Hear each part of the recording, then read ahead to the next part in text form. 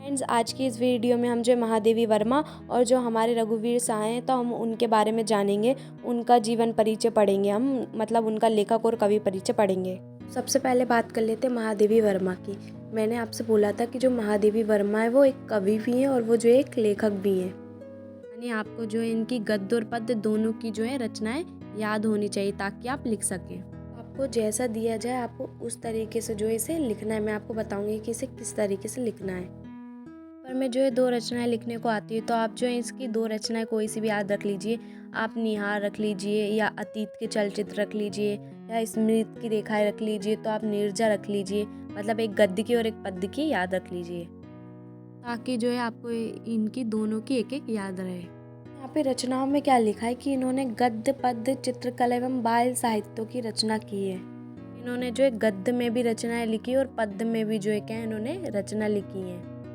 भाव पक्ष और कला पक्ष पूछते हैं तो आपको यही लिखना है, और भाषा शैली भी पूछते हैं तो इसमें भी यही लिखना है, क्योंकि आप इसमें भी यही बता दो कि इनमें जो इनकी भाषा क्या है। पर में जो है भाव पक्ष और कला पक्ष एक साथ करके बताया जाता है सेकंड पॉइंट में।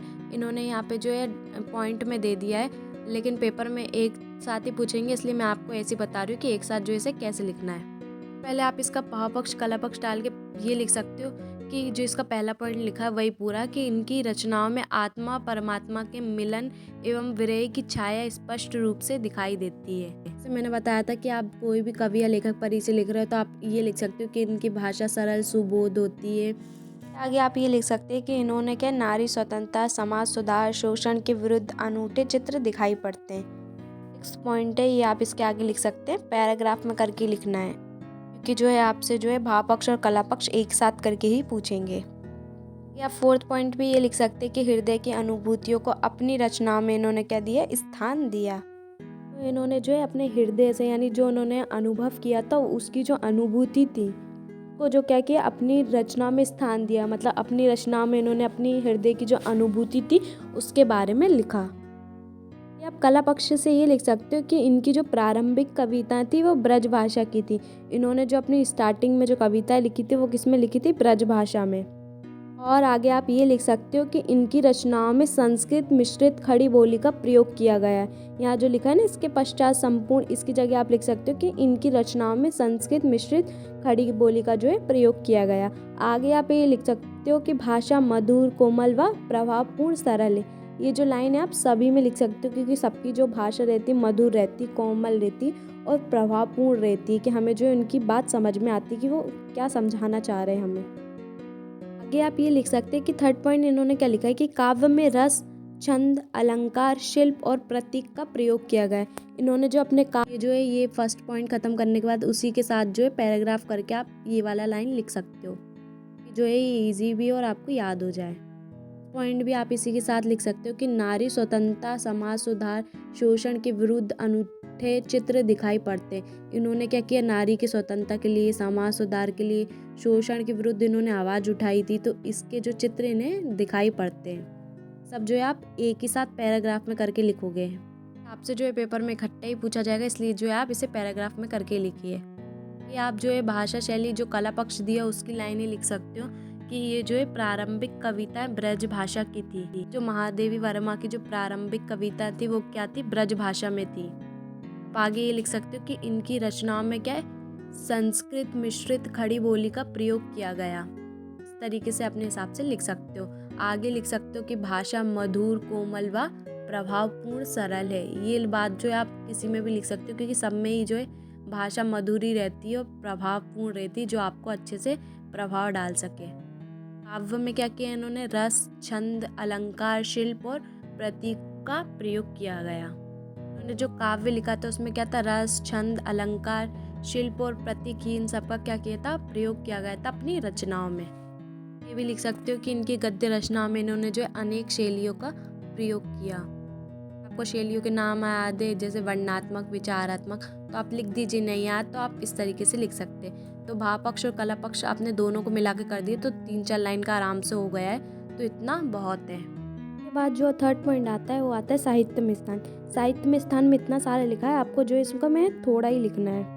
पहला आप लिख सकते हो कि 1943 में महादेवी जी को क्या मिला, मंगला प्रसाद पुरस्कार एवं भारत भारती पुरस्कार से क्या किया गया, सम्मानित किया गया।